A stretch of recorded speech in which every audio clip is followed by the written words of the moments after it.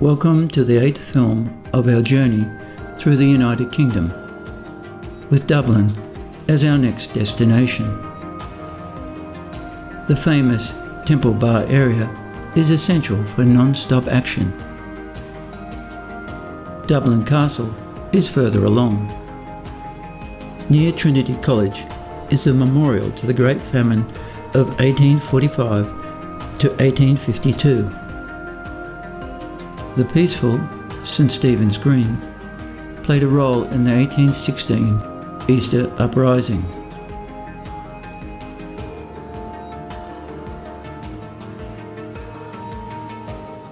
An efficient transport system takes you to anywhere you want in the city.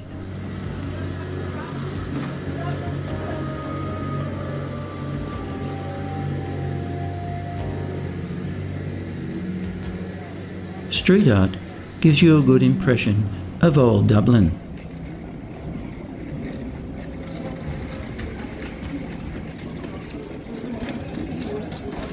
From Halfpenny Bridge on the River Liffey, walk north on Liffey Street Lower, which becomes Liffey Street Upper. At a T intersection is a pedestrian mall, the heart of a modern shopping precinct. Here you can also enjoy buskers such as the legendary Mick McLaughlin.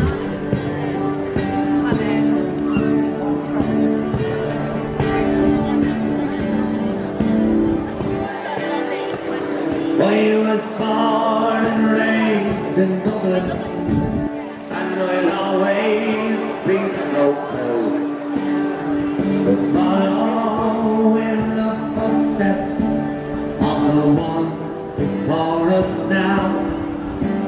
My sweet Stan and Nippy will be my one to love. The thoughts of ever leaving will bring this Dublin high. Da da da da da da da da da da da da. Near Trinity College is a memorial to the famine of 1845 to 1852. During this time, nearly 1 million people died after the potato crop had failed for many years. St Stephen's Green is a tranquil part of Dublin, with tree-lined pathways, gardens, and an abundance of wildlife.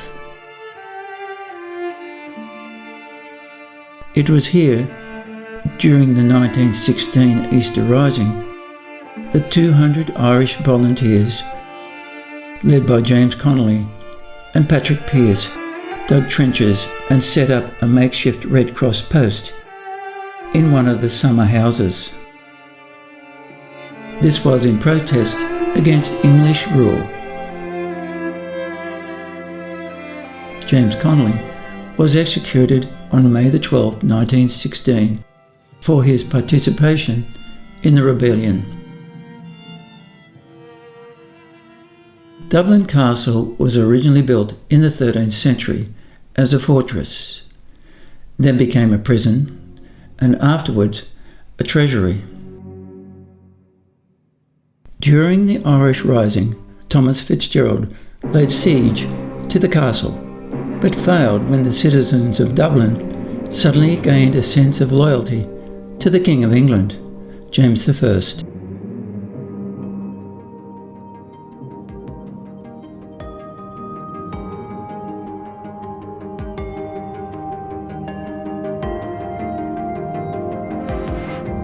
The castle is open to visitors, with its magnificent chambers and grand imperial staircase, from the battle landing design, created in 1749, the first of its type in Dublin. From the castle, walk down the colourful streets of Temple Bar, which is known as Dublin's cultural quarter, thanks to the bustling nightlife, It has become famous with tourists around the world.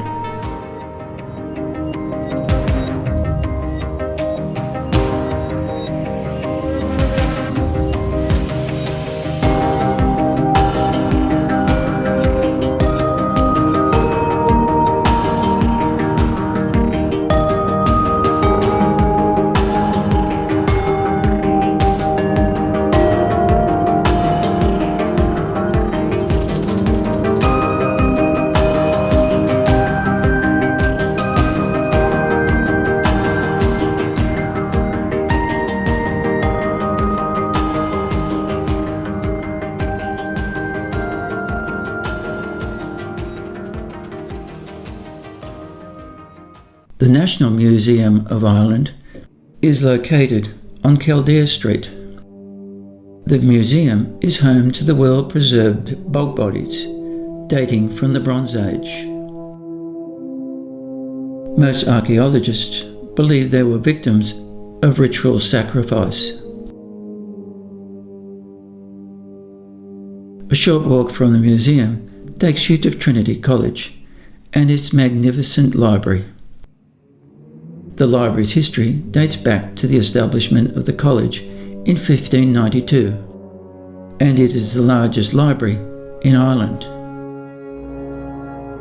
Here is housed the Book of Kells, a 9th century Gospel manuscript, famous throughout the world. Another important person during the Irish Rebellion was Molly Maguire, an Irish widow. In the 1840s, she protested against English landlords who tried to steal the land from poor Irish farmers.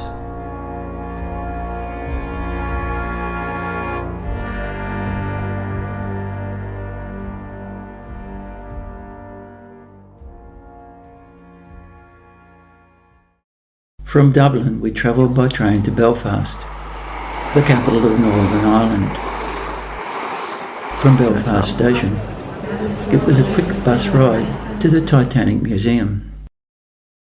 The aluminium-clad exterior is reminiscent of the Titanic's hull.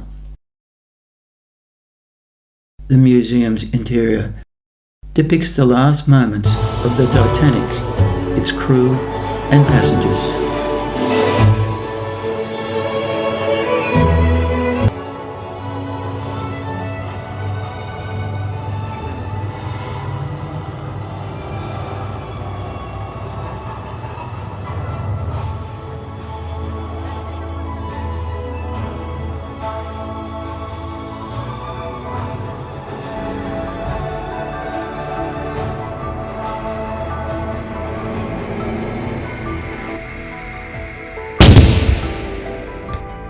The Troubles describes a 30-year conflict in Northern Ireland between Catholic and Protestant factions, beginning in the late 1960s until the signing of the Good Friday Agreement in 1999.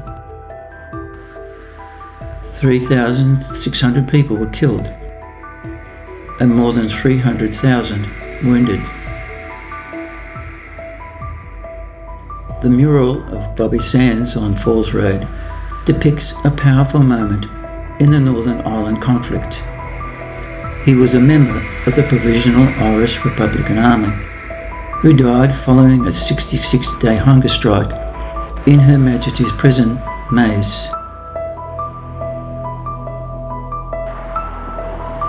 Nowadays, it is easy to walk the streets of Belfast and chat with the friendly locals. After leaving Belfast, we headed back to Dublin.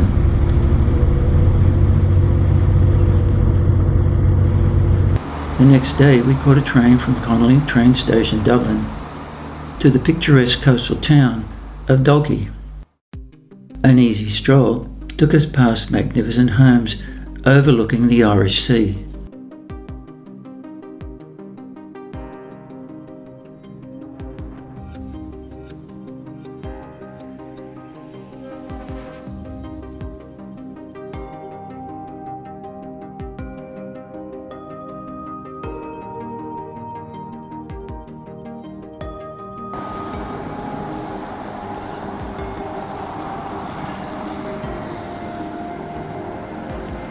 Offshore, Dalkey Island is home to a Martello Tower, one of a series built in the early 19th century to protect the Irish coastline from attack by Napoleon.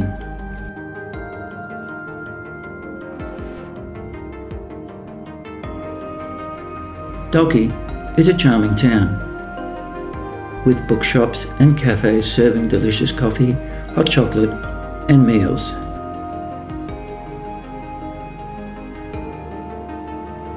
Dalkey Castle and Church are a short walk from the town centre. After a fantastic journey through England, Scotland and Ireland, we headed home to Australia.